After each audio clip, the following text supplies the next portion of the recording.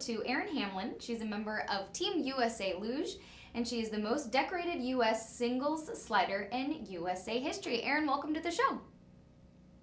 Hi, thanks for having me. Thank you so much for joining us. We're pleased to have you.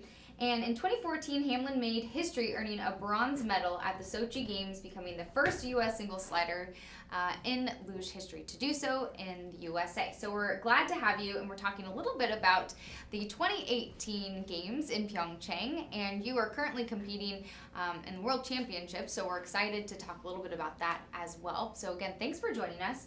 I just want to talk to you a little bit about February. Coming up, you're competing in your fourth Olympic Games, representing Team USA. Tell us a little bit about what that means to you. It is pretty crazy. I never imagined when I first got into the sport that I would go to 4 Olympics. That's kind of insane to think about that concept. At 19, I competed in my first and thought that was amazing. It was a surprise to make it that soon. So then I was like, okay, well, this could maybe happen again. And then in 2010, I was just starting to get my bearings in the luge world. I had some success with winning worlds in 2009. So I was kind of, it was a really good moment for me and had a little bit of a disappointment at that games. So I was like, all right, well, I guess I'm going to keep going. But now to be at 4 is pretty surreal. I think after 2014, I had a moment where I had to make the decision, if I was going to continue pursuing this. And it was one of those things where I was like, well, this turned out to be a really good race. So it's kind of hard when you feel like you're sliding your best to walk away. So I'm glad I stuck around. I've had really good seasons the last few years, and I'm really enjoying being able to compete and slide. Obviously, I'm always very competitive, just because I'm a competitive person, but it is nice to be able to enjoy it with no real pressure or have no crazy expectations for myself. That's a great way to put it. Talk to us a little bit about what it's like competing in this sport, and just talk to us about the intensity of the sport as well. For many people who may or may not know about the sport, about luge, you're competing down to the thousandth of the second, and you're going up to 90 miles an hour. Just talk to us a little bit about what it's like competing at this high level. Yeah, it's pretty unique because of those factors. The thousandth of a second thing is super frustrating at times, but when you come out on the positive end of that, it's pretty exhilarating and makes for really exciting races. The sport itself is very unique. There's really nothing that can prepare you for it, or we can't pull kids from other sports to get into this. So this is a sport where experience is key. I started when I was 12 years old, and we have to get kids into it young so they can start working on the skills needed to be able to compete at a high level when you reach speeds of 90 miles an hour. Every track is very different, so that's the other thing. We only compete on so many tracks every year, usually 9 or 10, so limited runs everywhere. So over the years, getting to compete everywhere and get runs, which is every time you get on the track around the world, it helps you kind of build up that confidence to compete everywhere. But actually going down the track in the actual sport, it's pretty hard to explain exactly, but there's an ideal line down every track. Basically, you want to be within an inch of that. It's imaginary. There's not an actual line that goes down the ice, but it's like a frozen water slide, and you pull off the handles at the start. We are seated and pull off and paddle on the ice with spiked gloves. And then it's basically just you against the clock trying to make up as much time or not lose any time. And essentially, you're trying to stay within an inch of that line by driving. We're in basically complete control, but you want to be just slightly out of control because if anyone knows anything about skiing, it's like the pizza french fries thing. And when you dig your ski in, it slows you down. So kind of the same thing how our sleds work. The more driving we do, we're essentially building more friction. It makes us lose a tiny bit of speed. So driving as little as possible, using the track, kind of basic physics of curves and speed and gravity and different pressure. And then hopefully we, get to the bottom as fast or faster than everybody else. A little bit faster than everyone else. Talk to me about what it has been like for you qualifying for these games and how you think goals for you and for the team will do. You were the first U.S. athlete to medal in the Olympics. That was at the Sochi Games in 2014. But you yourself and the team has medaled in the championships in the past. How do you harness that success and continue to push that forward, looking to get to the podium in 2018 at these Pyeongchang Games? I think the combination of me getting a medal and the excitement that that had for our sport in the United States, as well as the addition of the team event that we now have in the Olympics. Sochi was the first time we had that. And it gave us a really, really good opportunity to get on the podium. We didn't in Sochi, obviously, but we're very competitive in it week in and week out on the World Cup circuit. And in World Championships last season, we got a silver medal. So over these past 4 years, I think as a whole, our team has grown a ton. We've had a lot of success, more than our team ever has as a whole. So it's been pretty cool to kind of have that success build on itself every year.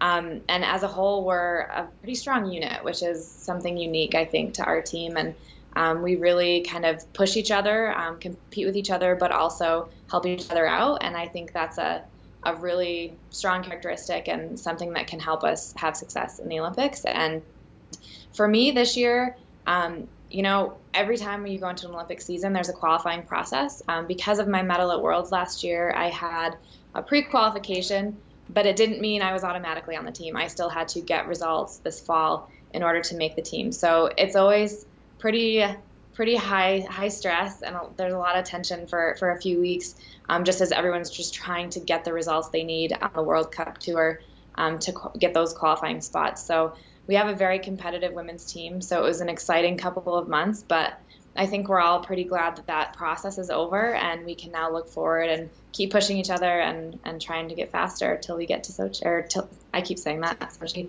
Pyeongchang. It's been pretty exciting to watch it, and it's been exciting to follow along. So, Erin, you've been going at this for a long time. You've had a very successful and lengthy career. You've been going at this for 18 years. What keeps you going back? What keeps you mentally and physically active, getting out there, training, and doing this? I've definitely had to kind of switch up my approach over the years. I'm 31 now. Definitely don't feel the same as it did when I was 18. That's for sure. I know I'm not like. I don't think anybody does. And if they do, I want to know the secret. Just being able, like you said, to stay healthy and to keep my body in a place that it can be competitive is really important. So over the last 4 years or so, I've kind of switched up how I train in order to be able to sustain my body through a whole entire season, because between travel and just sliding itself takes a toll. And then in the off season, we're training pretty rigorously. So being able to stay healthy through all that. We obviously have a huge team of people, our medical staff and our athletic trainer that stays with us all season. That's a huge help. And just being smart about when I need to take a break and when I need to keep pushing. That's something that I'm glad that I've been able to get to a point in my career where I can make those decisions and make those calls, and I don't feel pressured by coaches or by anybody to keep going and going and going. I can sit back and say, no, I need to take a run off. I need to take a day off. And, I've gotten to this point because I've been smart with that and I know it works. So thankfully I'm able to do that. And that's a huge factor. But I love the sport. I love the competition. I'm a pretty competitive person, so it's a good outlet for that. And it's been really great to, especially these past 4 years, really just come back and enjoy being a part of the community and, traveling around to these places that I've gotten very familiar with over the years and enjoy sliding because, I've already accomplished more than I think I ever thought I would. So I don't feel like I have to prove myself. I don't feel like I have to perform to someone's expectations. So I'm really able to just slide and enjoy it. Obviously, I'm a competitor. I'm an elite athlete. I always want to do well. But I can see the bigger picture a little bit more now than maybe when I was younger. I think that's pretty neat, and that's a great way to approach things, especially as a competitive elite athlete. When you are approaching, whether it's your training or competition, and let's be serious, you're going up to 90 miles an hour. How do you balance things? How do you balance the mental aspect of it all versus the physical aspect of it all? It definitely takes time. I think up until only a couple of years ago, I feel like I was still learning a lot in the sport. And that's, 15 or so years into it. And I still would get to the start and have to, think in my mind and kind of calm myself down and not try and psych myself out or overanalyze things. And it takes a long time to get to that point. So that's definitely why I think in the sport, especially the mental side of it, to be able to hurl yourself down a track at 90 miles an hour and just have that confidence in your ability, and to have that like awareness that, yeah, I can do this. Like I've done it so many times. I know exactly what I need to do. I've done it before. So I just have to kind of let myself do it. That it's tough. And I think the athletes that can get to that point and get over kind of that hurdle are the ones that you'll see have a lot of success. And then the physical part of it's obviously still a big factor. We're not running miles, or we're not like sprinting super fast, but our start is a very powerful, explosive movement. So to be able to master that, which is something I've never been able to do, that's always something I'm working on. But to be able to do that enough, but not overdo it to the point where you're getting injured or you're burning yourself out, but just enough so you can stay competitive, but not, work to your strengths. I'm generally a way stronger person on the track than I am at the start. So I can kind of take that and run with it and not focus on the negatives and what I'm not good at, even though it is important to work on those things. That's very interesting. Talk to us just a little bit about what some of your training is like. You mentioned some of that. I was reading an article where you incorporate yoga. You're a little bit of a yogi. Tell us a little bit about some of your favorite yoga moves, or how you use that in your training, or how you use that to maybe decompress. Yeah, a little bit of both actually. I've been kind of off the wagon a little bit with it, but it's definitely something that I get back into, and I can tell a difference right away, just for restorative purposes, being able to stretch and everything to kind of counteract all the beating that my body might take between training and sliding. And also the strength component and the balance component. That's something that in the off season I try and embrace a lot, because we're doing a lot of sport specific movements, and we do a lot of Olympic lifting, but at the same time having a strong core and being able to remain flexible at the same time that you're getting strong is something I think that helps me avoid injury, and I've kind of tried to stick with that my whole career. And for like the decompression side, like when we're on the road, we're traveling all the time, everything can kind of get a little crazy at times. So to be able to just slow everything down, and I can kind of turn my brain off for a little while, and kind of, even if it's only like a quick 15-minute flow or something, just to kind of tune back into what I need to be doing to make myself feel good, it helps a lot. So you're approaching your fourth, and what you've said are your final Olympic Games. What are you looking forward to about this upcoming experience?